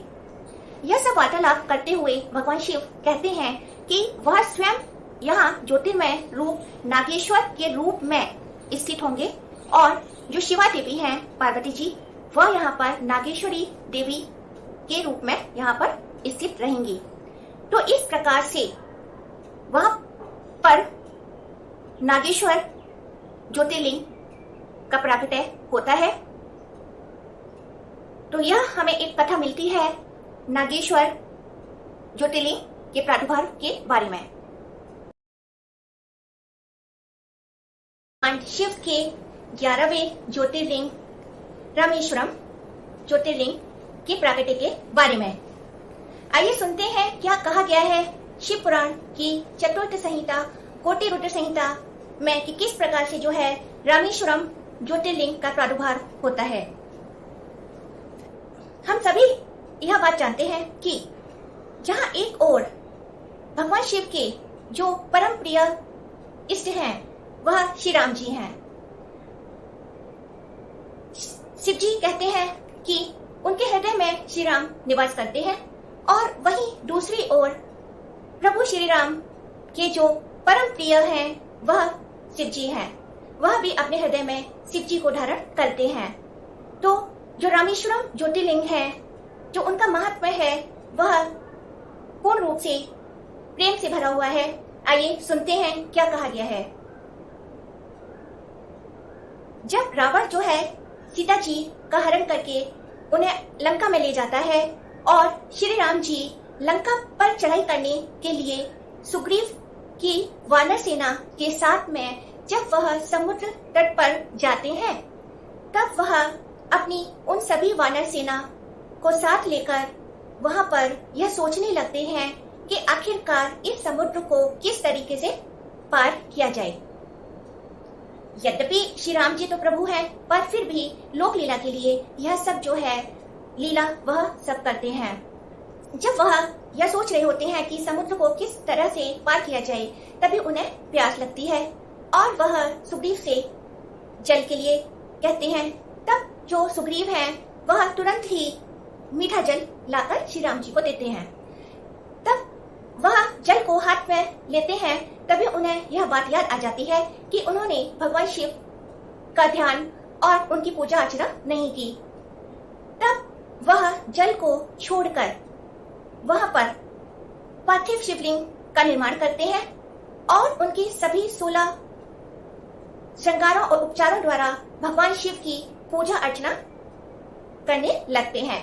श्री राम जी बड़े भक्ति भाव से शिव जी की पूजा करते हैं और भगवान शिव से यह प्रार्थना करते हैं कि हे भोले शंकर, कि वह लंका पर चढ़ाई करने में उन्हें विजय प्राप्त हो। श्री राम जी प्रभु को रिझाने में नृत्य भी करते हैं और एक अन्य और विभिन्न प्रकार के ध्वनियों द्वारा वह भगवान शिव को रिझाने लगते हैं। तभी जो है भगवान शिव श्री राम जी से प्रसन्न होते हुए वहां पर पार्वती जी सहित प्रकट होते हैं और वह भगवान शिव और वह श्री राम जी से कहते हैं कि वह अत्यंत प्रसन्न है और वह कोई भी उनसे दुर्लभ वर की प्राप्ति कर ले। तब श्री राम जी शिव जी से कहते हैं कि उन्हें इस युद्ध में विजय प्राप्त हो। तब शिव जी कहते हैं कि यह अवश्य ही होगा। कि जो एक तरफ रावण है वह भी शिव जी के ही भक्त है और शिव जी का ही वर प्राप्त करके रावण को अतुलनीय बल प्राप्त हुआ है। तब जो है श्री राम जी यद्यपि वह प्रभु है और विजय उनके लिए एक खेल मात्र है, पर फिर भी यह एक लीला मात्र करके और शिव जी का कहीं ना कहीं इसमें गुणगान भी है और शिव जी की श्रेष्ठता को सिद्ध करते हुए प्रभु श्री राम जी जो है शिव जी के समक्ष नतमस्तक होते हैं और उनसे अपनी विजय की अभिलाषा करते हैं। तब शिव जी से बाद में श्री राम जी यह भी निवेदन करते हैं कि वह इस स्थान पर लोकहित के कारण से सदा ही विराजमान रहें। तब भगवान शिव श्री राम जी के इस प्रार्थना पर लोकहित के कारण से समुद्र के तट पर जहां श्री राम जी द्वारा पार्थिव शिवलिंग बनाया गया, वहां पर वह ज्योतिर्लिंग के रूप में रामेश्वरम नाम के लिंग से वहां पर सदा ही स्थित रहते हैं और भगवान शिव उमा सहित वहां पर ज्योतिर्मय लिंग में वहां पर स्थित हुए, जो कि 11वां ज्योतिर्लिंग है। और इसके बाद ही यह जो महत्वपूर्ण जो प्राकट्य है भगवान शिव का रामेश्वरम ज्योतिर्लिंग के रूप में वह समाप्त होता है। और कहा गया है कि जो रामेश्वरम के जो दर्शन है वह मोक्षदायक है। और एक और जो मुख्य बात है रामेश्वरम ज्योतिर्लिंग के लिए, कहा गया है कि इन्हें जब गंगा जल से जब स्नान कराया जाता है तो वह अत्यंत ही मोक्षदायक कहे गए हैं। तो इस प्रकार से 11वें ज्योतिर्लिंग की कथा समाप्त होती है। और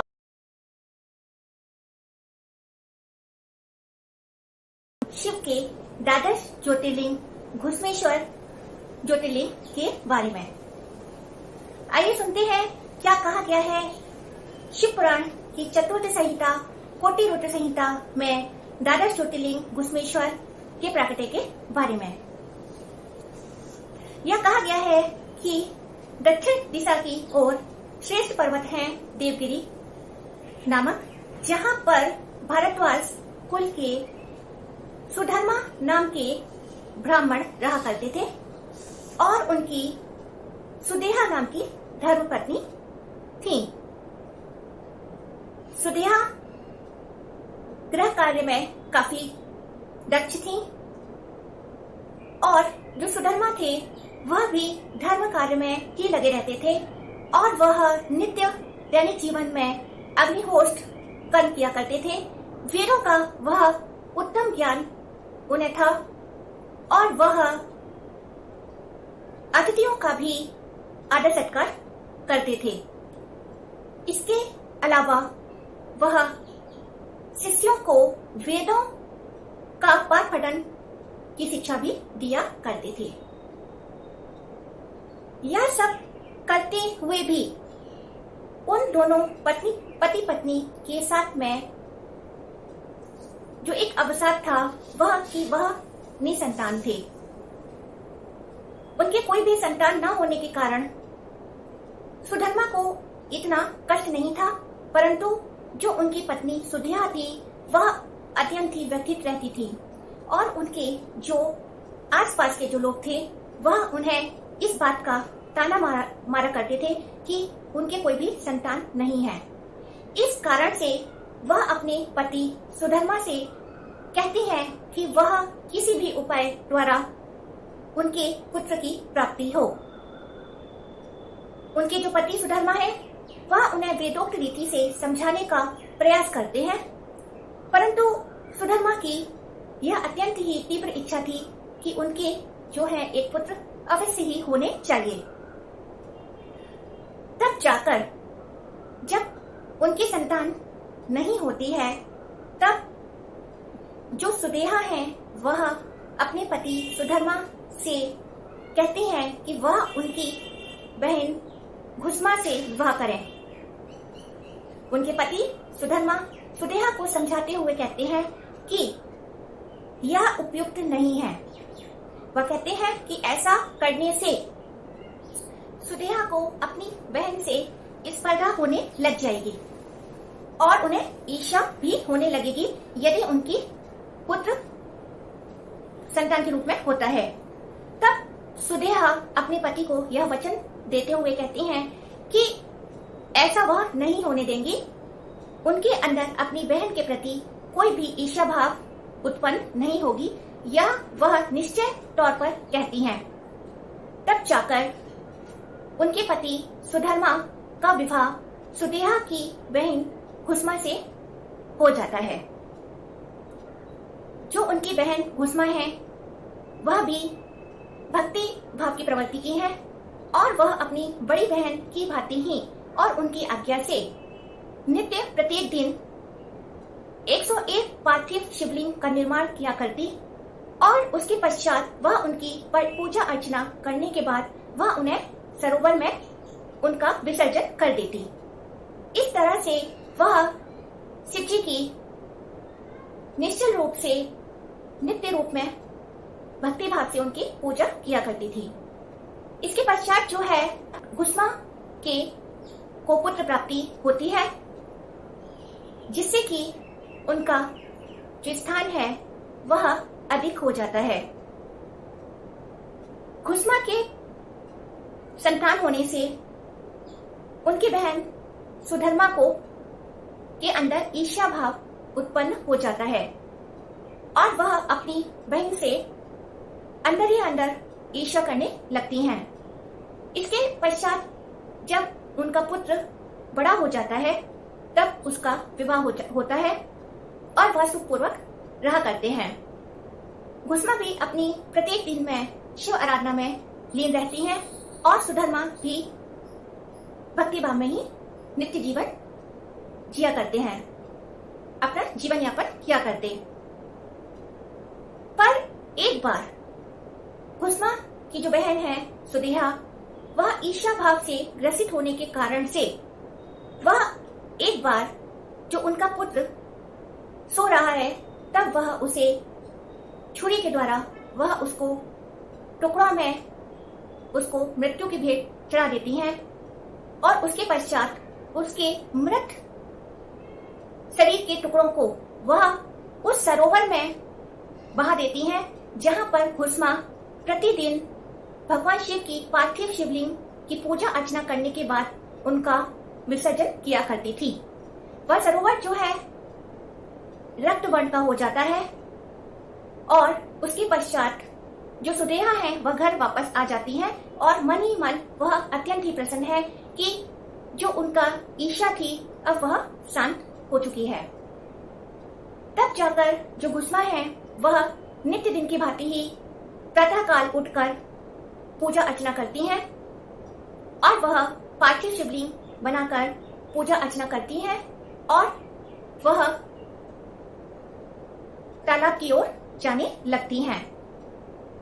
सुधर्मा भी अपने नित्य कर्म में ही लग जाते हैं।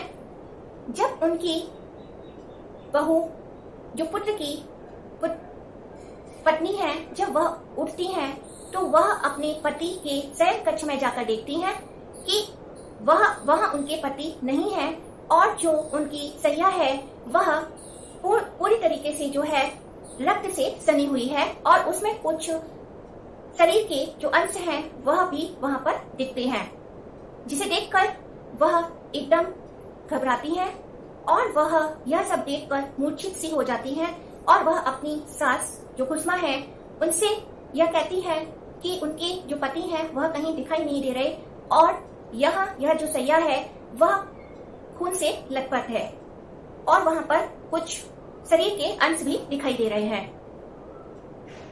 घुस्मा यह सब देखकर भी विचलित नहीं होती हैं और वह यह सोचती हैं कि जिसने उनके पुत्र का जीवन दिया, यदि उन्होंने उनके उस पुत्र को ले भी लिया तो वह उनकी ही इच्छा, यह उन्हीं की माया से उनका जन्म हुआ और वापस से जो है उन्हीं की लीला द्वारा वह उनका अंत हो गया, जैसी प्रभु की इच्छा। यह सब सोचते हुए वह बिना विचलित हुए ही वह पार्थिव शिवलिंग का विसर्जन करने के लिए उस सरोवर पर नित्य दिन की भांति जाती हैं। जब वह सरोवर पर जाती हैं तो विसर्जन करने के बाद वह देखती हैं कि सरोवर के किनारे पर उनका पुत्र जो है वह खड़ा हुआ है और जो उनका पुत्र है वह प्रसन्न है और उसके पश्चात जो है घुस्मा को काफी आश्चर्य होता है और इसके पश्चात वहां भगवान शिव प्रकट होते हैं और वह घुस्मा से कहते हैं कि वह उनकी भक्ति से और जो उनके अंदर विचार शून्य की जो अवस्था है, जो उनकी भक्ति भाव है, उससे वह अत्यंत ही प्रसन्न है, वह कोई भी वर प्राप्त करें। और वह यह भी कहते हैं कि उनकी बहन जो कि उनकी सौतन भी है, उन्होंने उसके पुत्र का जो यह मृत्यु की भेंट चढ़ाया है, उन्हें वह दंड के रूप में उनकी मृत्यु करेंगे। यह सुनकर जो घुस्मा है वह भगवान शिव से कहती हैं कि हे परमेश्वर, मेरे वरदान स्वरूप आप मुझे मेरी बहन को उसके किए के लिए उन्हें माफ करें और उन्हें मृत्यु की भेंट न चढ़ाएं।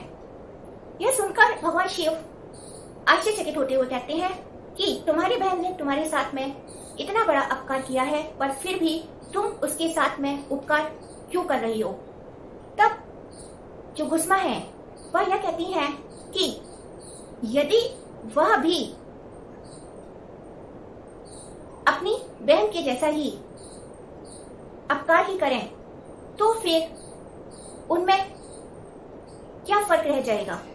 और वह कहती है कि उन्होंने धर्मशास्त्रों में यह पढ़ा हुआ है कि यदि जिसने किसी का अपकार किया हो, अर्थात यदि किसी ने किसी के साथ में दुर्व्यवहार किया हो, उसके लिए बुरा बर्ताव या उसके साथ में कुछ ऐसा किया हो जो छल युक्त हो, यदि उसके बाद भी सामने वाला उसके लिए परोपकार की भावना रखता है, उसका उपकार ही करता है, तो यह बहुत ही बड़ा धर्म का कार्य है और यह परोपकार बहुत ही पुण्य का भाग होता है। तो ऐसी जो नीति है वह घुस्मा ने भगवान शिव से कही, जिसे सुनकर भगवान शिव बहुत ही प्रसन्न होते हैं और वह घुस्मा से कहते हैं कि वह उनसे प्रसन्न है, इसलिए वह एक और वर मांगे। तब जो घुस्मा है वह भगवान शिव से कहते हैं कि यदि वह उनकी भक्ति से प्रसन्न है और उन्हें वर देना चाहते हैं तो वह इस स्थान पर सदा के लिए ही और लोकहित के कारण से यहाँ अपने स्वरूप में स्थित हों और उनके नाम से प्रसिद्ध हों। भगवान शिव उन्हें यह वरदान देते हुए कहते हैं कि अवश्य ही वह यहाँ ज्योतिर्मय लिंग के रूप में यहाँ स्थित रहेंगे, जिनका नाम घुस्मा के नाम से घुस्मेश्वर कहलाया जाएगा। तो इस प्रकार से जो भगवान शिव है वह घुस्मा को यह वर देते हैं और वहां पर शिवलिंग के रूप में घुस्मेश्वर ज्योतिर्लिंग, द्वादश ज्योतिर्लिंग के रूप में स्थित होते हैं। और जो घुस्मा है वह अपनी बहन और अपने पति के लिए भी शुभकामना भगवान शिव से मांगती है कि वह सब भी जो है इन शिवलिंग का दर्शन कर कर वह पाप मुक्त हो जाएं। और उस सरोवर का भी अत्यंत महत्व कहा गया है और भगवान शिव कहते हैं कि यह सरोवर भी पुण्य भागी और मोक्षदायक है, जो कि पापों से मुक्त कराने वाला है। तो इस प्रकार से जो है जो द्वादश ज्योतिर्लिंग घुस्मेश्वर ज्योतिर्लिंग का प्रादुर्भाव होता है। भगवान शिव अंतर्धान हो जाते हैं। उसके पश्चात जो है उस सरोवर पर पति सुधर्मा और सुदेहा वहां पर पहुंचते हैं और सुदेहा को अपनी करनी पर पश्चाताप होता है जब वह उनके पुत्र को जीवित देखती हैं और वह अपने पति और अपनी बहन से अपने किए की माफी मांगती हैं और उसके पश्चात जो है वह तीनों ही सुखपूर्वक रहते हैं। भगवान शिव ने घुस्मा को अनेक वर और भी दिए। उन्होंने घुस्मा को यह भी कहा कि उनके अगले जो 100 पीढ़ियां हैं वह भी घुस्मा के भांति ही भक्ति भाव और धर्म के पथ पर चलने वाली होंगी और उन्हें किसी भी धन धान्य की कमी व्याप्त नहीं होगी। तो इस प्रकार से जो है द्वादश ज्योतिर्लिंग की यह कथाएं समाप्त होती हैं। इसी के साथ में हम विराम देते हैं। नमस्कार। ओम नमः।